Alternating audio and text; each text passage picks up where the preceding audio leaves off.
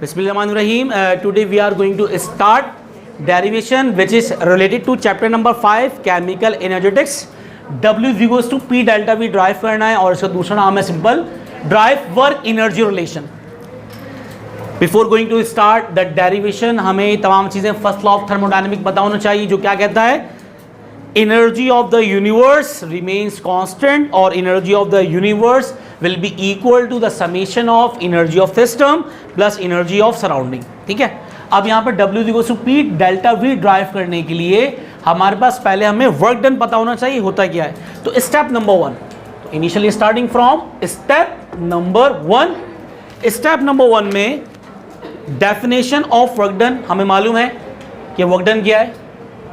अगर किसी भी बॉडी पर कोई फोर्स अप्लाई किया जाए और उसकी वजह से वो एक खास डायरेक्शन में डिस्टेंस ट्रैवल करी है, इसका मतलब वो डिस्प्लेसमेंट होगा. तो फोर्स इनटू डिस्टेंस, तो ये क्या आ गया हमारे पास work done. It mean that work done W is equals to F into D. तो ये इक्वेशन नंबर 1. यानी कि वर्क डन ड्राइव करने के लिए हमें दो वैल्यूज चाहिए, फोर्स की और डिस्टेंस या डिस्प्लेसमेंट की. Distance in particular direction is called displacement. तो डिस्प्लेसमेंट चाहिए हमें D और फोर्स चाहिए. ये दो वैल्यू पता चल गई तो हम इजीली ड्राइव कर सकते हैं W. ठीक है. Step number 2.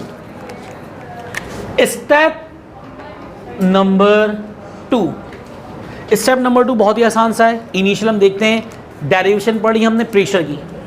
Pressure will be equals to force exerted by gas molecule per unit area of container is called pressure exerted by gas molecule. P is equals to F over A. यहां पर हो गया P is equals to F over A. ये formula हम लोग बचपन से पढ़ते हुए आ रहे हैं. एरिया जाके मल्टीप्लाई होगा प्रेशर से, तो फोर्स क्या बन गई, force is equals to P into A पा. तो force is equals to pressure into area of cross section. तो ये हमने फोर्स की डायमेंशन निकाली P इंटू A. अब निकालना है हमें क्या चीज, हमें निकालना है अब displacement. Step number 3.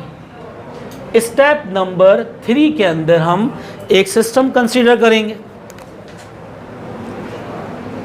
Consider a system consist of cylinder with frictionless, weightless and movable piston. Contain a small amount of sample of gas while cylinder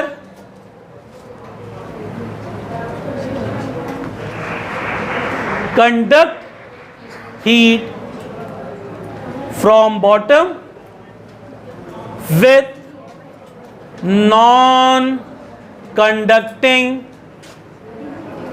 walls. अब हमने सिस्टम फर्स्ट किया है. Consider a system consist of cylinder with frictionless, weightless and movable piston with conducting base and non-conducting wall contain a small amount of sample of gas. ठीक है. यहां पर हमारे पास जब इसको अमाउंट ऑफ हीट सप्लाई की जाएगी Q, तो अभी इसकी इंटरनल एनर्जी E1 है, E2 हो जाएगी. गैस के पार्टिकल जाके टकराएंगे पिस्टन के ऊपर और इसकी लेंथ सामने नजर आ रही है हमें L1. कितनी नजर आ रही है L1. अब ये अपनी फाइनल कंडीशन पे जाएगा. क्या होगा भाई, पिस्टन क्योंकि मूवेबल है then it will move towards upward direction. ये अपवर्ड डायरेक्शन में मूव कर जाएगा. ठीक है. और सैंपल ऑफ गैस एज वही है, लेकिन ये स्पेस ज्यादा को पाई करेंगे as compare to initial condition. अब फाइनल लेंथ कितनी हो गई L2. ये डिस्टेंस ट्रैवल हुआ. ये डिस्टेंस ट्रैवल हुआ है अपवर्ड एक पर्टिकुलर डायरेक्शन में, इसका मतलब delta L is equals to L2 minus L1। Distance travel किया पिस्टन एक अपवर्ड डायरेक्शन में, इसका मतलब डिस्प्लेसमेंट कवर हुआ है। तो displacement will be equals to d. Distance traveled by piston in upward direction is known as displacement. कितना आ गया? डेल्टा एल, जो किसके इक्वल है? जो इक्वल है L2 माइनस L1 के. असल में हमें चाहिए delta L. Equation number 1 implies W is equals to F into D. Work done will be equals to force into displacement. Now put values of force and displacement in equation number 1. Force will be equals to PA. तो हमने force put कर दिया PA और displacement will be equals to delta L. तो delta L put कर दिया हमने. इसको नाम दिया equation number 2 का. अब एक चीज हमें पता है, हम जानते हैं volume will be equals to area into length. अगर एरिया को लेंथ से मल्टीप्लाई करवा दें तो क्या आ जाएगा? वॉल्यूम. इसका मतलब length into breadth into height will be equals to volume. तो अगर 3 लेंथें मौजूद हैं उसको मल्टीप्लाई कर रहे हैं तो वो क्या आ जाएगा? वॉल्यूम. अगर लेंथ या एरिया में से एक भी चीज चेंज हो गई तो volume change. For example area change, volume change, length change, volume change. हमने क्या कर दी? हमने उस कंटेनर की लेंथ चेंज कर दी, तो वॉल्यूम के साथ भी क्या आ जाएगा? Delta. It means that area या लेंथ में से अगर कोई भी चीज चेंज हो गई, असल में टोटल वॉल्यूम ऑफ स्ट्रक्चर या कंटेनर क्या हो जाएगा? चेंज. इसका मतलब यहां पर A इंटू डेल्टा एल किसके इक्वल आ गया? डेल्टा वी के. तो equation number 2 implies W is equals to PA. हमने फोर्स पुट की थी, अब A डेल्टा एल क्या पुट कर दिया हमने? A डेल्टा एल पुट कर दिया delta V. It means that P delta V यहां पर ड्राइव हो गया कि work done will be equals to P delta V. तो अगर साथ साथ आपसे modified form of first law of thermodynamics पूछ ली जाए तो पहले हम लिखेंगे, हम जानते हैं. वैसे यहां पर ये चीज क्या हो गई? ड्राइव हो गई W equal P delta V. लेकिन अगर आपसे साथ में पूछ लिया जाए कि also give modified form of first law of thermodynamic, पहले हमें इसकी ओल्ड वर्जन लिखना है. Q is equals to delta E plus W. अब क्या लिखेंगे?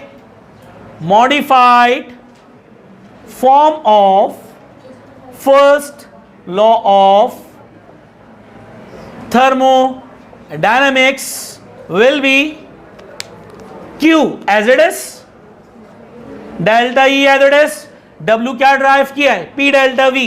तो यहां पर हमारे पास ये मॉडिफाइड फॉर्म आ गई Q is equals to delta E plus P delta V. असल में W is equals to P delta V derivation complete. और अगर हमसे पूछ लिया जाएगा also give modified form of first law of thermodynamic, तो हमने W is equals to P delta V ये ओल्ड वर्जन में पुट कर दिया. ये हमारे पास आ गई modified form of first law of thermodynamic. अब modified form of first law of thermodynamic की 2 एप्लीकेशंस हैं.